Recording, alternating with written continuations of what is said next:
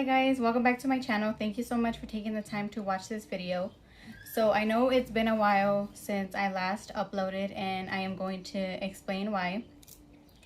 So I left off updating you guys about the NDT results and the full anatomy ultrasound and those high-risk appointments that I was going to at the hospital. So a lot has happened since then. I know I say that every time, but a lot has happened since then. Let's see. So I'm trying to figure out the time frame here, but so just randomly I started having headaches, and I don't usually get headaches. Like the last time that I had a headache was, I don't know, maybe like in my high school days. So I guess it was a little strange for me to be getting a headache, but you know, being pregnant, like your body goes through all kinds of different changes, and that's kind of just what I went off of. You know, it was just my body, you know, trying to adjust to the pregnancy or whatever.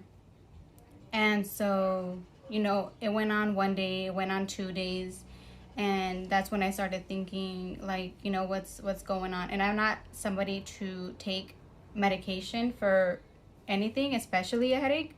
So I started thinking to myself, like, maybe I should just, you know, take a Tylenol. And I made sure with my nurse and my coordinator that it was okay for me to take that, and they said that it was totally fine. So I took one, and you know, I waited the 30 minutes and it hadn't even touched it. And so, you know, I waited the, what was it, 4 to 6 hours that you're supposed to wait in between doses. So, and then I took one again and it just did not do anything. So I was like, okay, maybe I just need to go take a nap. So I went and took a nap and woke up and nothing. So went on to day 3 and woke up the exact same way, just my head throbbing. Nothing was able to, you know, get rid of it. Like the Tylenol, taking a naps, I was doing the ice pack, I was taking cold showers, like just anything and everything that everybody were telling me to try, I was doing. So at this point, like, it was just throbbing. Like I was so uncomfortable and in pain, and you know, I was on the verge of tears. So this was day 3. I was going on day 4, and so I told my coordinator, and she was like, well, how about you just go and get a blood pressure machine and you know, check it, because you know, it could be a number of things. So I sent my older sister. Thankfully, she was able to go for me, and I made sure that she got like the high-end one, just so that it could be as accurate as possible. And so when she brought it to me, I checked it, and I wish I had the numbers in front of me. I have them written down in my planner, because I ended up keeping track of, you know, my numbers. About 3 times a day I was checking it. So the first time that I checked it, when she brought it to me, like I said, I can't remember the numbers exactly, but it was you know, higher than normal. And my coordinator was like, okay, we'll just you know, monitor it a couple times a day and see, you know, we'll go from there. So other symptoms that I was having was when I would go down to like pick something up, or you know, help my 2-year-old is potty training, and so when I would go down to help him, you know, go to the bathroom, and then I would stand up, my vision would be like blurry, and I would see spots, and it just, again, I blew it off and just thought that it was, you know, the pregnancy. And so I monitored it for a few days. And then I remember one day it was pretty high, and she was like, okay, well, you need to go to the hospital and see what they can do for you there. So I went to the hospital. Keep in mind, I don't know if I can't remember if I told you guys on, I know I was telling you guys for a while, but I ended up transferring provider and hospital just because I wasn't happy with the other one.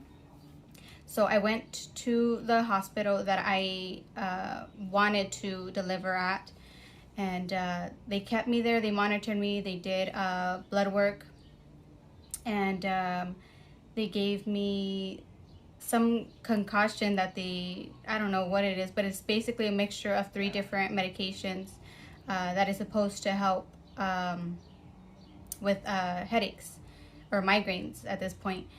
And so they had to put an IV in, and they gave me the medication through the IV. And I think one of the medications is Benadryl, and I hate Benadryl just because I don't like the way that it makes me feel. So, you know, I was just groggy and out of it, and it was just the worst feeling. But eventually it helped. So they were monitoring me there, and it ended up going back down to where it was slightly elevated, but not to where it was when I went in. I wasn't admitted. They were just monitoring me for a few hours. So I was able to go home. And then, you know, I just continued monitoring it 3 times a day, every day. And it went back up. And so I had to go back in to get monitored, to get that concoction again because the headache was back. And at this point, I want to say that it was the second time that I went in that I was diagnosed with preeclampsia. For those of you that don't know what that is, basically from how I understand it is when the placenta implants onto your uterus, I guess the way that it implants, it just isn't right, or something like that. It's basically something due to the pregnancy that is causing your blood pressure to get high. And they said that one of the symptoms as well is changes in vision. And so I was diagnosed with preeclampsia, and so I had to monitor my my blood pressure the way that I was doing and just be consistent with it. They gave me high blood pressure medications, which I was taking once a day, and it was helping. It definitely lowered it to where it was at, but it was still slightly high. And then by this point, I started noticing that my ankles and my feet were getting swollen. And they said, you know, that's not only a sign of, you know, a symptom of pregnancy, but it's a sign of preeclampsia. So by this point, I'm walking around with cankles. My feet are swollen. My shoes don't fit. It hurts to walk. So yeah, I just was monitoring my blood pressure, and this went on for a few days. And then finally February 28th, I went in because my blood pressure was high. I think it was like 150 over 108 or something like that. And that's, you know, it was really high. And so when your blood pressure gets too high, I guess you could have a seizure. And so that's what they were worried about. So, you know, by this, after I was diagnosed, you know, my mind just started, you know, having all kinds of crazy thoughts. And my main concern was the babies.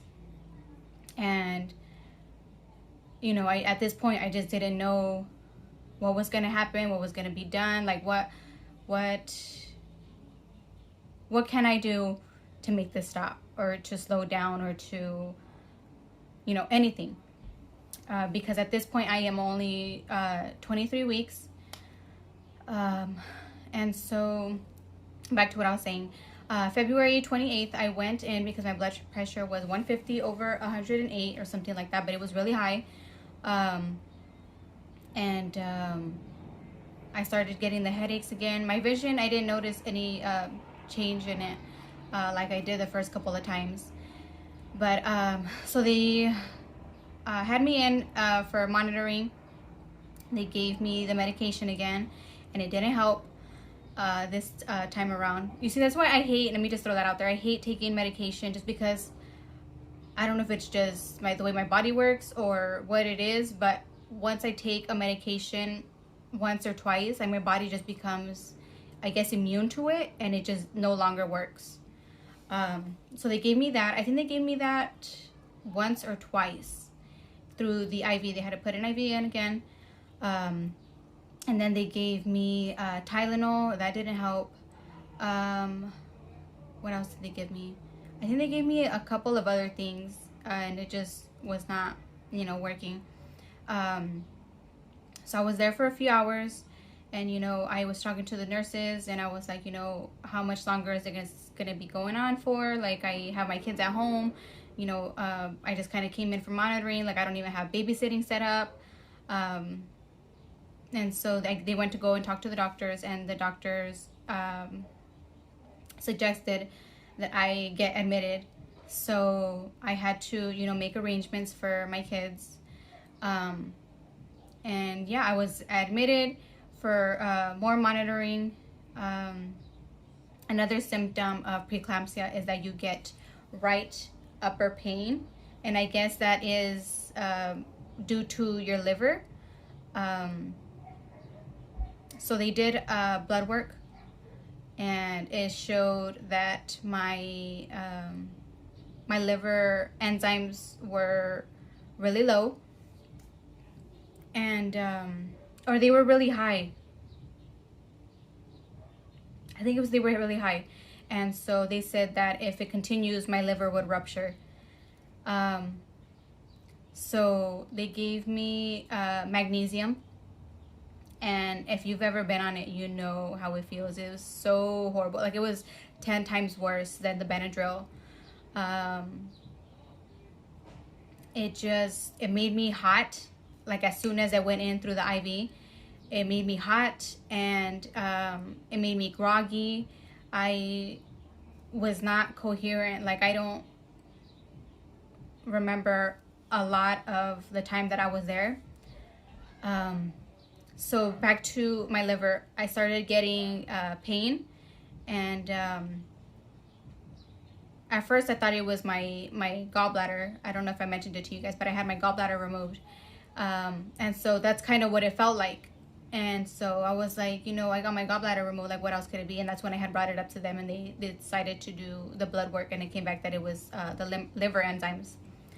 I hope I'm not losing you guys. I know I'm throwing out a lot of information. I'm just trying to not forget anything, and give you guys as much as possible. That way, if you are a surrogate or even pregnant in general, this is able to help you out. So that way, God forbid that you get, preeclampsia, you're able to know the symptoms, or, I don't know. But my advice to you guys is just listen to your body. Like, I know, like me, I just kind of blew it off as pregnancy. But if something just does not seem right, call your doctor right away. So, at this point, I am freaking out, because not only does the magnesium have me messed up, but, I'm worried about the babies. Like, this seems serious now. And so I had doctors and nurses coming in and out, and basically just telling me, things that, like, basically what's happened, and why things are just basically progressing and getting worse. So the doctors finally came in, and they were like, if this continues for the next hour to like 2 hours or so, we're going to have to deliver you. And I remember that after, I'm sorry.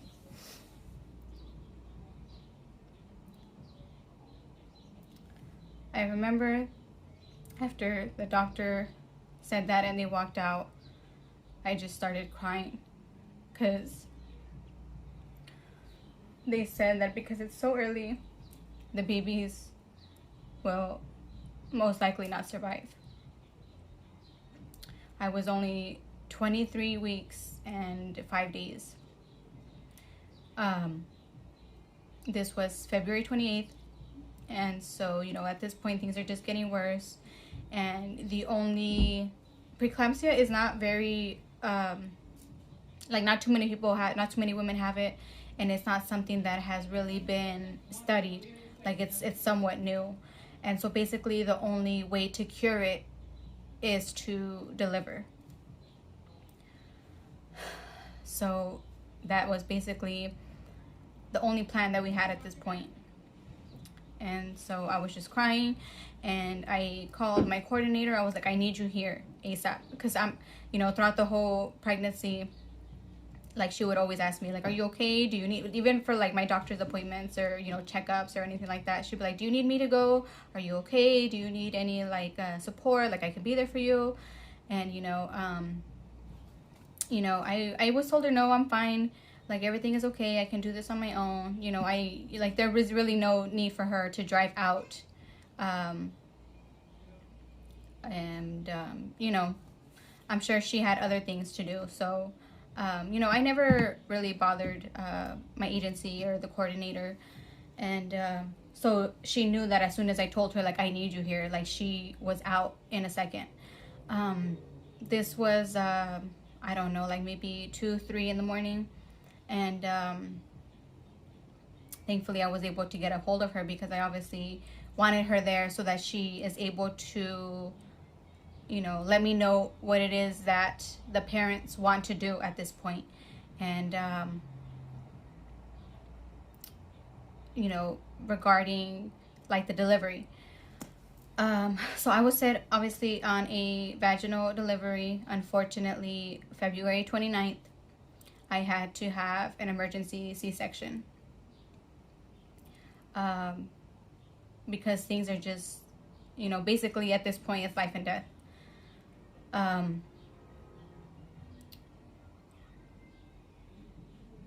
So February 29th, I had an emergency C-section. And I was still on the magnesium. The magnesium you have to be on either for 12 or 24 hours. But because my blood pressure was so high and I was having all these other symptoms, they decided to do the 24-hour one. And so it was still in my system when it came time to have the C-section.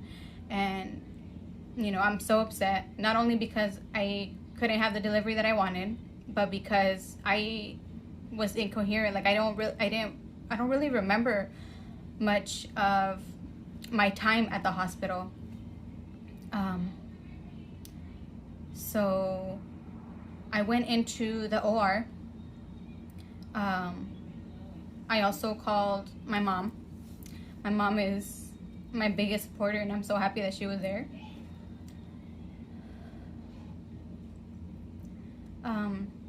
So they took me into the OR, and you know, they had me sit up to put in the epidural. And I remember asking my nurse if I could hold her hand.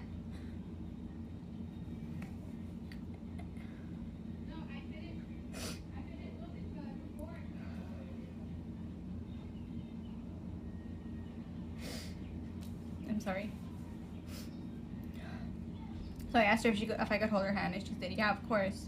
So I held her hand, and the anesthesiologist was, you know, doing whatever it is that he does during an epidural. And I was holding her hand, and it felt like I might have been squeezing it, and so I apologized. And she was like, no, you're fine. But I don't remember feeling any pain when they were doing it. I think maybe it was just a mental thing. And so that's why I squeezed her hand. So they did that, and then I laid down. They put in a catheter, and I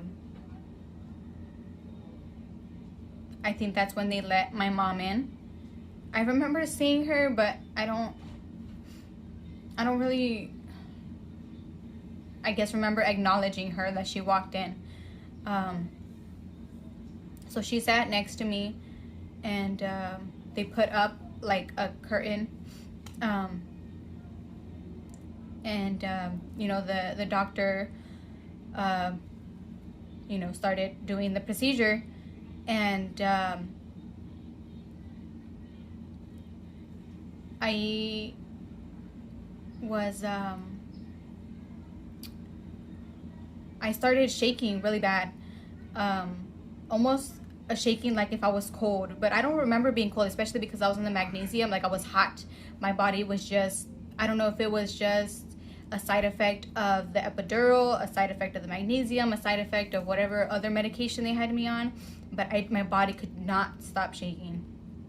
And I remember telling my mom that, and she told the anesthesiologist, and he gave me something for it. And then I think at this point I stopped, or I don't remember if I did. But I remember that they pulled the curtain down, and my mom was able to take pictures and take video of them taking the boys out. And I remember hearing the nurses say, "Happy birthday."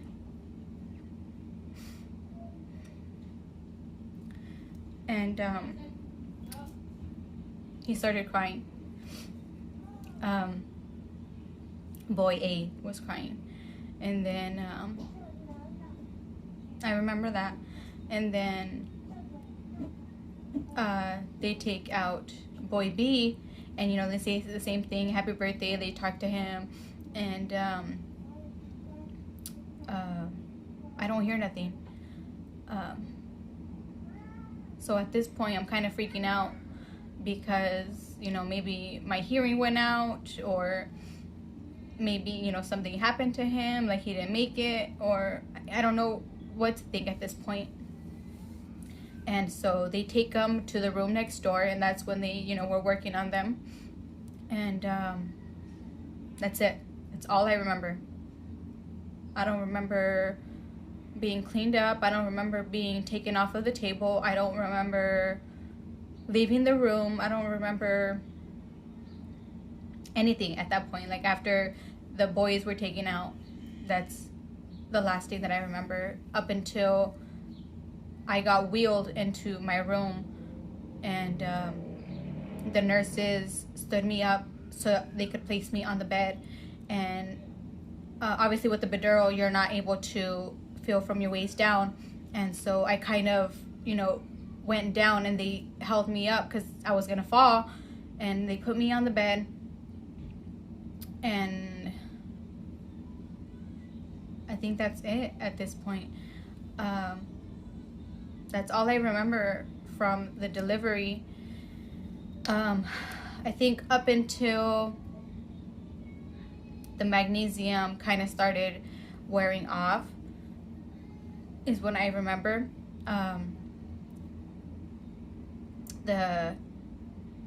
My nurse came in, and I asked her how the babies were, and she said, "Oh, they're doing really well." And I said, "They're okay? Like they're both okay?" And she said, "Yeah, they're doing great." And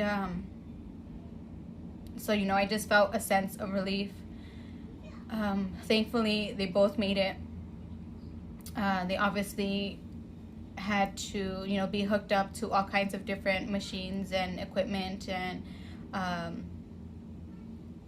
but she said that they were doing good. And for me at that point, that was, you know, that was okay. It was like 4 or 6 hours later after being taken off of the magnesium, and I was still feeling the symptoms of the magnesium. Like I was still kind of in and out of it, and it was just horrible. It was a horrible, horrible feeling. Like I hope nobody ever has to be put on that. And so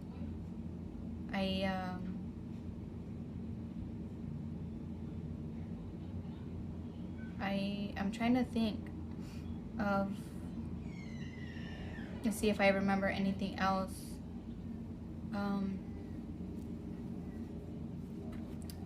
I wasn't taking any pain medication um, for the C-section.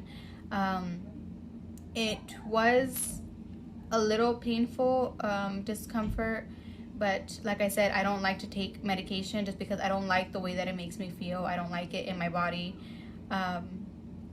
And so my nurses would kind of just look at me like, are you sure you don't want it? Like, maybe we can give you something else, or if you don't like this one, we could try something else, or, you know, it's just like, I know, I don't want it, thank you. But they were giving me the blood pressure medication and Colace, which is, you know, to help you go poop, basically. My blood pressure had gone down. It was still slightly elevated, but nowhere near to where it was when I got admitted. I know I'm giving you guys so much information, but it's just, you know, I want to prepare any woman that is pregnant, even if you're not a surrogate. You know, this can happen to you in any pregnancy, and it's just something that unfortunately happens. It had nothing to do with me being a surrogate. It had nothing to do with me carrying twins. It's just something that happens. So I was there for about 4 or 5 days. I was starting to pump for the boys, and you know, the first day or two you don't really get much, but they said whatever you are able to get out, you know, let us know. We could take it over to the NICU, and even if it's just the tiniest amount, you know, they could put it on their lips to, like, you know, help moisten it. They can you know, put a tiny bit in their mouth just for them to taste it. You know, they said, you know, don't think that because you're not pumping out ounces that it's not good enough. So I was doing the best that I could. I was pumping out the tiniest amount. I remember I think it was the day before or the day of that I was getting released. I went to go visit them, and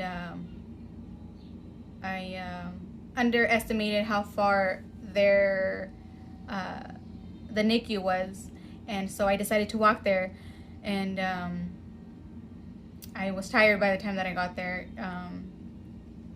So I went to go see them, and I was still pretty out of it at this point, because I just remembered I had to get put on it again, the magnesium. And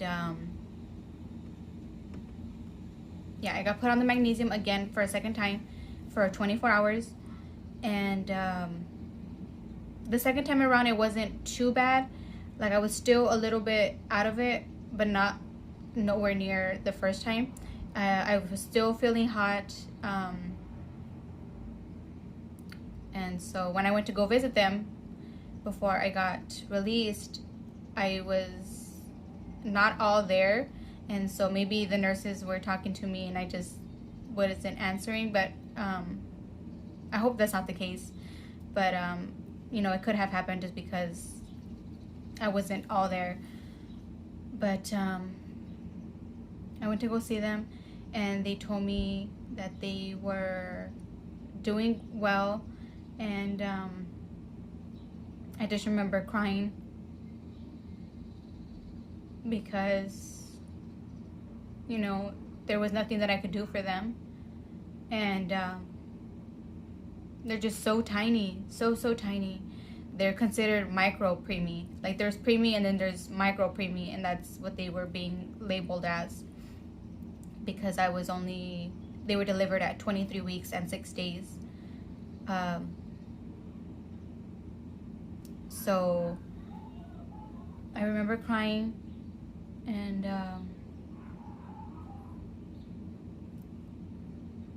that was it. I came home, and like, I was still very uncomfortable. Like, I'm not trying to downplay it, you know, because we all have different pain tolerances, and that's really what it comes down to. But the C-section was pretty uncomfortable, and at some points, like maybe certain things that I did, a little bit painful, but I was thankfully able to do things on my own. Like I didn't need help going to the restroom, or I didn't need help getting in and out of bed, which was the hardest part.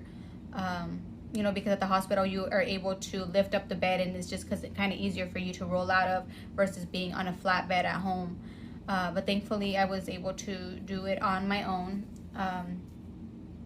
I am also thankful that my fiance was able to take that week off that I was at the hospital from work. My oldest son's dad, thankfully, was able to help out as well. And just so many people, I want to thank you so much for just being there to help with whatever it is that I needed or my family needed. And so we are now, so this was now a month ago. The boys are a month now. I am so happy. I went to go see them. What's today, the 31st? And so 2 days ago, I went to go celebrate with them and see them. And I go once a week to drop off milk. And some days are better than others. But I am just so thankful. I am so thankful that they are here. I'm so thankful that they are here with us. And that is all I could ask for. The release of responsibility, I guess, I don't know how I would describe that, has been signed over to my coordinator. So the babies, just because everything happened so fast and so soon, all of the paperwork was not in order yet. And so technically after the babies were delivered, they were considered mine. So I was in charge of, basically making all the choices as if they were mine. And so, which I didn't mind at all. Like I know I follow surrogate groups on Facebook, and I know some women would be like, would post that they would not want to be in that position, or that that's not what they signed up for, and just other things, which I totally get. Like when you're a surrogate, you go in with the idea of just helping this other family have the baby, and that's it. And so I didn't mind that whole legal part of the babies technically being mine, until I signed it over to my coordinator. She is now the power of attorney. So in case anything comes up with the babies, they call her and basically ask for permission for things to be done. Yeah, I go in once a week. I went to go see them when they turned a month. I try to see them every time I go in, but sometimes, they are, they're just doing things where I'm not allowed to be in at the moment. And, sometimes I wait around, and other times I can't, just because, I have my own 2 kids at home. And so I try to see them as often as I can. Thankfully, they're not too far. They're about a 15-minute drive away. But they are doing all kinds of tests and ultrasounds on them, just to monitor them. And a week after they were born, they had a brain ultrasound, and baby A, who was named Mateo, he has a brain bleed. And so it's too soon to tell whether that will affect him later on in life, like maybe a learning disability or something of that sort. Every time I go in, I just totally forget to ask about that, like what the status of that, of his brain bleed is. But baby B is Nathan, and he's doing great. I am so happy, and I was so worried for him because he is a lot smaller than his brother, and surprisingly he's doing great. He's doing really well. He's tiny but mighty is what I say. And I just love going to see them. And I update the dad every time I go in. I send him pictures, I send him videos. And I think that's it. I think we've come at the end of that nightmare. And I think about it all the time, and I'm so sad, I'm so disappointed of how things happened. Not only for me, but for the babies. I just feel like I was, I guess, robbed. I was robbed of this journey that I was just so excited about. And I just feel like it was cut short, really. You know, because I was just barely halfway there. And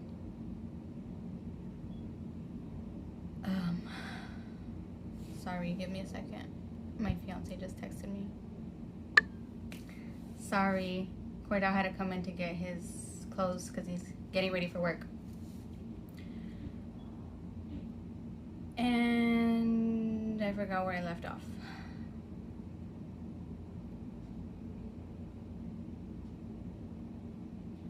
So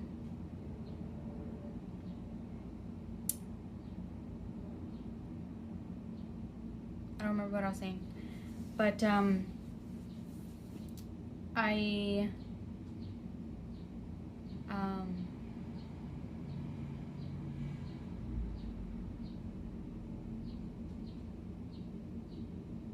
get updated. I'll just start off on something totally different now. I get updated, thankfully. The nurses update me on their status and, you know, any procedures that they may be getting done, or just update me on everything that's basically going on with them at the moment. And I am so thankful for that, because, you know, I genuinely care. Like, I want to know how they're doing, and I don't know how often my coordinator is going to see them, since she has the power of attorney, but you know, I want them to have a visitor, have somebody to talk to them, have somebody, you know, I spend as much time as I can with them when I go visit, and I talk to them and I sing to them, and you can tell that they recognize me. And the first few times that I went to go visit them, I just cried every single time, because it was too hard for me. Like, I was just, like I said, I was upset and disappointed, and I was just sad that they were in the condition that they are in. But it's been a month now, so I've gone about 4 or 5 times, and it gets easier every time. And so when I go visit now, I'm just happy to see them and to talk to them. And Nathan, baby B, he will move around, and he will open his eyes, and so that's how I know that he knows I'm there. he can hear me. He can't see me, but he knows I'm there. And because I carried them, you know, for only 23 weeks, they recognize me. And I asked the nurse, and if they were able to hear me, and or if it was just, you know, a reflex of, you know, their body moving around. But they said no, that they're able to hear me, and that it's him basically like reacting to my voice. And that makes me so happy. Mateo, baby A, is a lot calmer than his brother. Like, he'll just lay there. He'll move around a little bit, but he's different. You could tell he's already going to be different than his brother. And Mateo is about 350 grams bigger than his brother. So there is a size difference. Like, I will you know, visit whoever is not being worked on at the moment. And usually it's the smaller one, Nathan. And he's so tiny. Like, he is literally as big as like my hands put together. And he's just so tiny. And then I'll go visit Mateo, which is the bigger one. And it's just, it blows my mind how he is just so much bigger. And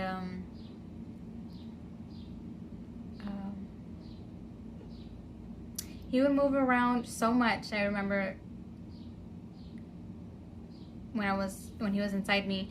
And now when he's out, he's just so much calmer. I don't know if maybe it's the medications that he's on, or, you know, whatever it may be, but he's just so much calmer.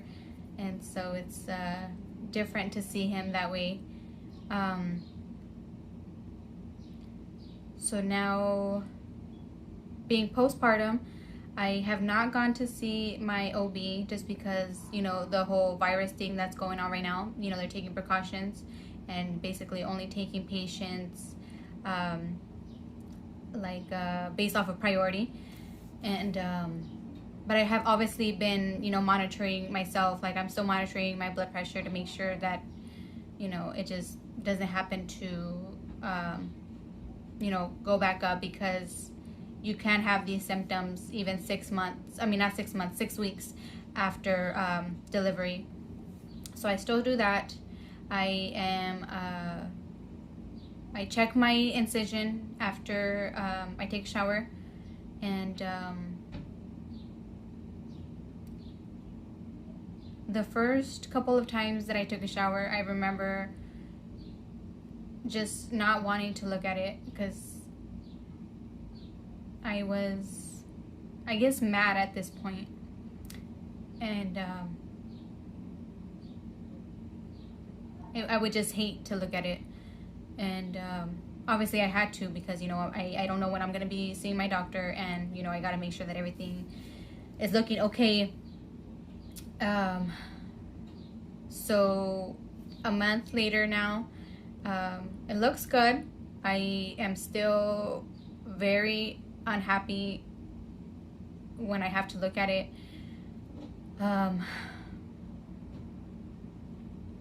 But I'm healing good. I feel good. A few days ago, my body started hurting like really bad.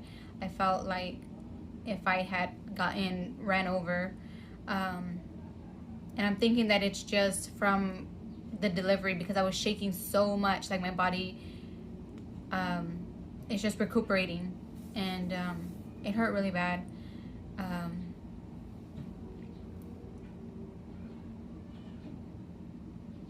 I don't know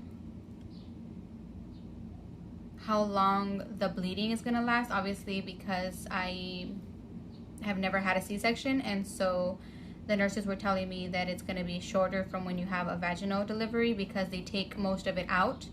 And so I'm basically just kind of like counting down the days as to when it's gonna be over, because it's like some days it'll stop and I'm thinking to myself like, okay, this is it. And so, you know, I'll just put on a liner just to be safe.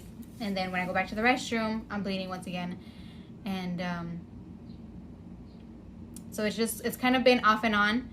And it's very annoying just because, you know, like I think that it's going to be done and then it starts again. And then, I don't know. But if you have had a C-section, I would love to hear your advice and what you did to, you know, recuperate.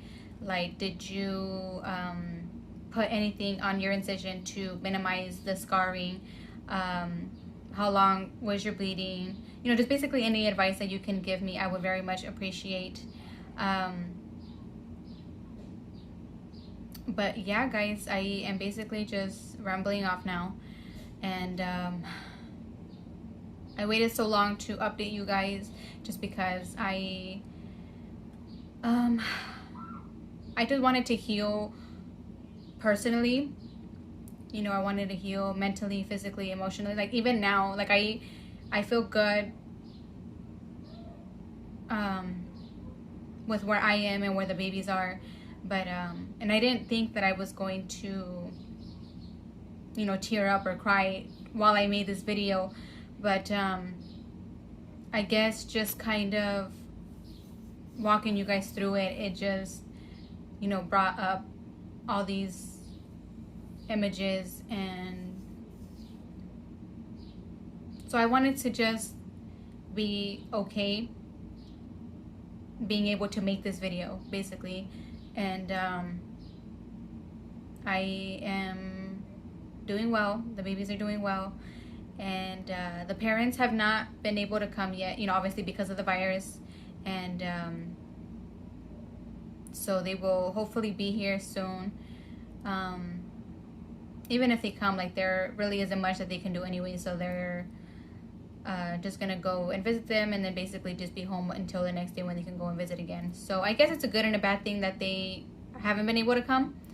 But like I said, I update him, and I do what I can for him, just so that he feels like he's there, but, you know, not there. But he is very anxious. He's very happy to meet them and see them. And I'm just so happy that I was able to do that for him, even though it was cut short and it was unexpected. And I'm just happy at this point. I'm happy and I'm thankful. And that's all I could ask for, really.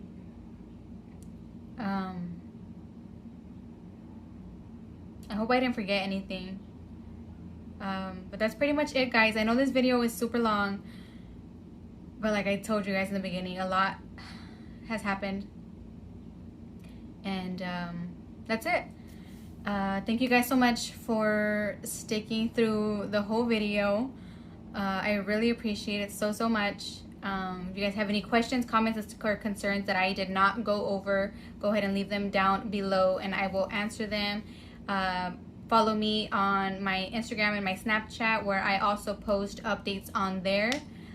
Don't forget to subscribe and click on the bell next to it so that you get notified every time I upload a new video. Bye.